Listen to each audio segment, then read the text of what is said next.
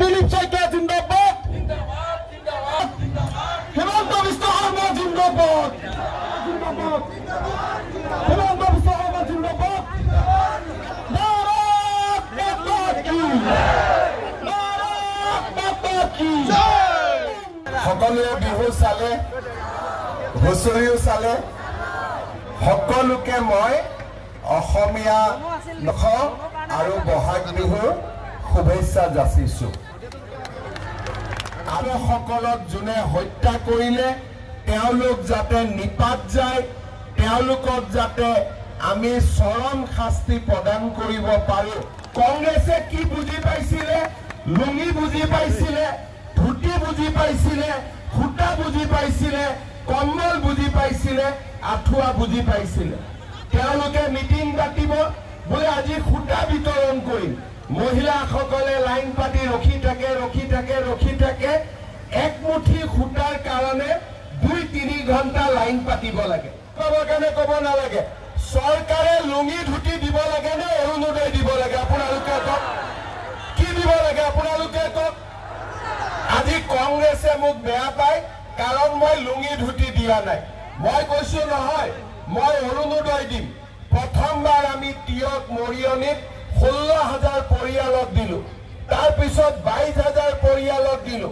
এইবাৰ আমি 40,000 পৰিয়ালক আমি অৰুণোদয় আঁচনি দিম প্ৰপত্ৰ ফৰ্ম সব কাম হৈ গৈছে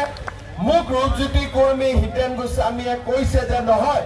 40,000 পালে ভাল হৈছে কিন্তু আৰু 4-5,000 যদি পাওঁ সমষ্টিৰ গোটেই দুখীয়া মানুহে অৰুণোদয় পাই যাব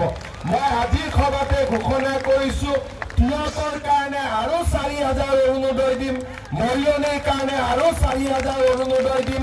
যোৰহাটৰ কাৰণে আৰু 4,000 অৰুণোদয় দিম তিতাবৰৰ কাৰণে আৰু 4,000 অৰুণোদয় দিম কংগ্ৰেছে মোক বেয়া পালে পাই থাকক কিন্তু মই মোৰ কাম কৰি গৈ থাকিম গণশক্তি অসম ৰাভা যৌথ সংগ্ৰাম সমিতি আমি গোটেইবিলাকে একেলগে ইলেকশ্যন খেলিছো ৰাভা আচঙতো আমি খুব ভাল ৰিজাল্ট দেখুৱাব পাৰিছো আৰু মই ভাবো যে এইবাৰ পঞ্চায়ত নিৰ্বাচনতো আমি চমকপ্ৰদ ফলাফল দেখুৱাবলৈ সক্ষম হ'ম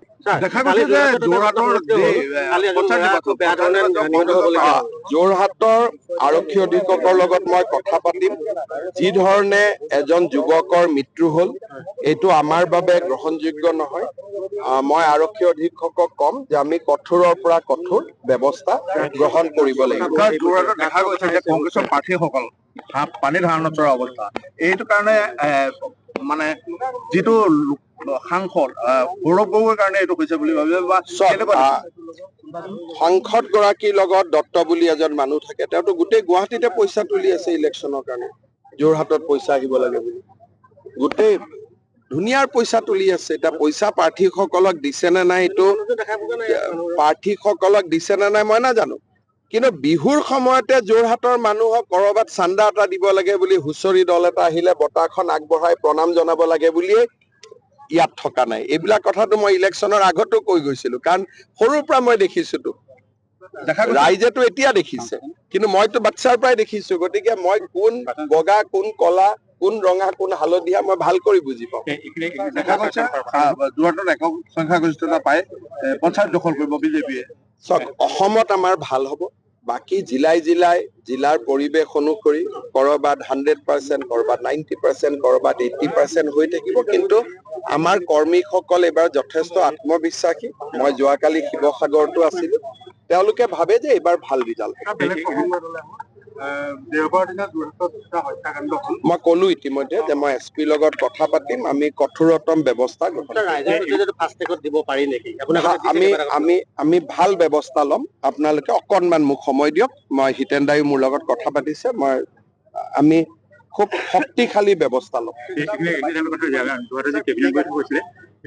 আপোনাৰ যিখিনি কথা শুনা গৈছে সকলোখিনি মোটামুটি শেষ হৈছে কিন্তু ইয়াতে আপোনাৰ যি জাজিমুখৰ দলং কথা কোৱা হৈছে কিন্তু সেই কাম কোনো আৰু কিজানি এষ্টিমেট চলি আছে মই চেক কৰি ল'ম কাম যি আছেতো গোটেইখিনি হৈ আছে গতিকে যিকোনো খবৰৰ বাবে যোগাযোগ কৰক 7099017330 লগতে 7099017110 নম্বৰত